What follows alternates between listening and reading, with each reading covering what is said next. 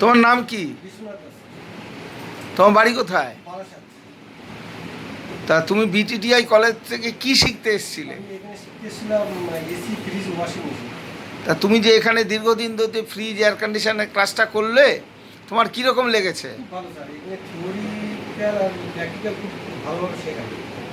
তা প্র্যাকটিক্যালি কোনো অসুবিধা হয়নি?